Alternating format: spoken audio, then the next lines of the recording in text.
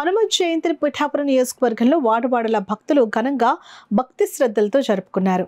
పిఠాపురం పట్టణం సోరవరపు వారి వీధిలో గల శ్రీ వీరాంజనేయ స్వామివారి ఆలయంలో విశ్వ హిందూ పరిషత్ పిఠాపురం గౌరవాధ్యక్షులు సూరవరపు సత్యరాజు ఆధ్వర్యంలో హనుమాన్ జయంతిని ఘనంగా నిర్వహించారు.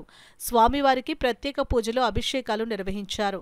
తమలపాకులతో అర్చన జరిపారు. తెలుగుదేశం పార్టీ రాష్ట్ర అధికార ప్రతినిధి పిఠాపురం మాజీ ఎమ్మెల్యే వర్మ ఈ జయంతోత్సవానికి హాజరయ్యారు. మాజీ ఎమ్మెల్యే వర్మ వీరాంజనేయ స్వామివారిని దర్శించుకుని ప్రత్యేక పూజలు నిర్వహించారు. అదేవిధంగా మాజీ ఎమ్మెల్యే వర్మ సూరవరపు సత్యరాజుతో కలిసి నిరుపేదలకు బట్టలను అందజేశారు. అనంతరం భక్తులకు ప్రసాదాల్ని అందించారు. ఈ సందర్భంగా మాజీ ఎమ్మెల్యే వర్మ సూరవరపు సత్యరాజు ఘనంగా సన్మానించారు. ఈ కార్యక్రమంలో సూరవరపు సుబ్బారావు, సోము సత్యబాబు, సోము వినోద్, కొండేపూడి ప్రకాష్, కొరుప్రోలు శ్రీను, డాక్టర్ తులసి, సుంకు సుబ్రహ్మణ్యం, సుంకు ప్రసాద్ తదితరులు పాల్గొన్నారు. హనుమాన్ జయంతి